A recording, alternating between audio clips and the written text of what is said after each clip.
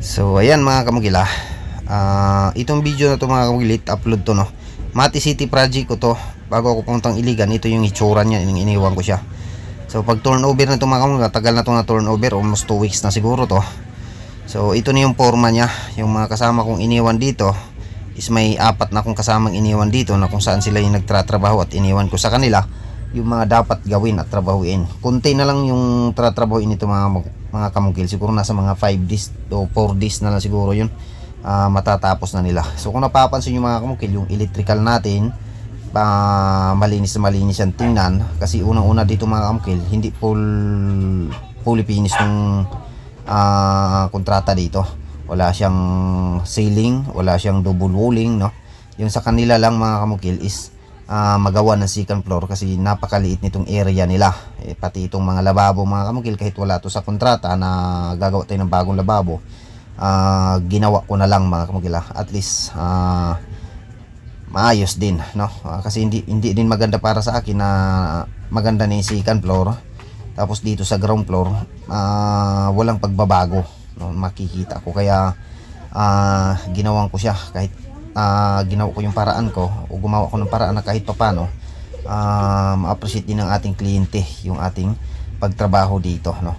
Ayan yung mga electrical, nakaanot siya mga kamukil, malinis na malinis yan tingnan. Kung napapansin nyo, walang double walling dahil ito po yung nakalagay sa kontrata talaga no, hindi siya fully finished. May kontrata kami dito na kung hanggang saan lang yung amount na yun yung kaya namin magagawa.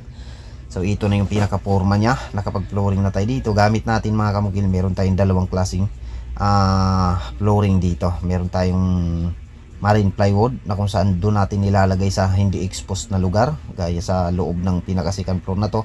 At meron din tayong PVC foam board dahil gusto ni kliyente na magkakaroon ng kunting balkoni dito, tambayan mga kamugil sa tuwing hapon no? Maganda talaga sa bahay kapag second floor may tambayan tayo sa taas.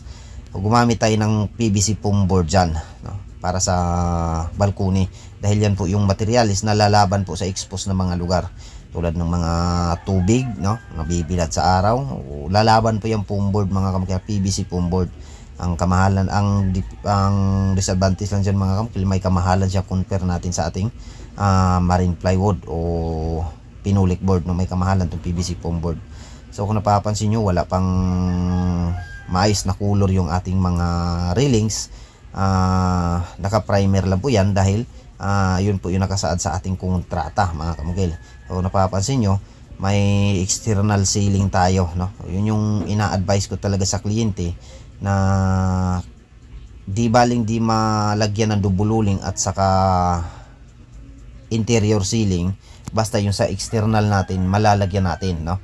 Kasi yung disadvantage yung kapag pati external ceiling hindi natin lalagyan ng ceiling kahit hindi totally finished, kapag gusto na natin palagyan balang araw makaipon na tayo, mahirap na siya kasi gagawa naman tayo ng ibang o bagong pamatungan no. Yun po yung ma-advise ko sa mga wala pa munang budget, gusto mabuo yung bahay no. So bago iwan yung bahay na alam natin hindi talaga matatapos dahil sa budget kulang, unahin natin yung pinaka-external ceiling, lalo na kung second floor.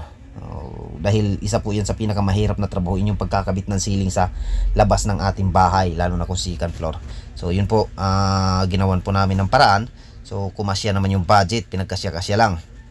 Ayan, pati sa baba mga kamula, papansin nyo, malinis at maayos yung pagkaplastada namin sa electrical. Kasi walang ceiling, gaya na sabi ko mga kamukil. Ayan po yung ating hagdanan. Bago ko po yan iniwan, pumunta akong Iligan mga kamukil, is nagawa ko na po yan no? Yung kulang dyan, yung paggagawa na lang ng railings nya. Ulo na umpisa na ko na yung paggagawa ng railings, o pinapatapos ko na lang sa aking mga kasama. At ang pinakamalaking trabahoin dyan yung pagta-tiles.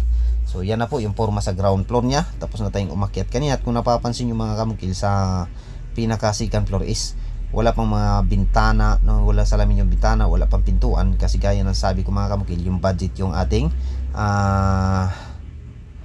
sinasaktuhan lang dito no? Kung baga pinagkakasya-kasya lang natin sa materialis, pati yung pampasahod sa mga kasama natin, kinasya-kasya lang natin budget na yon.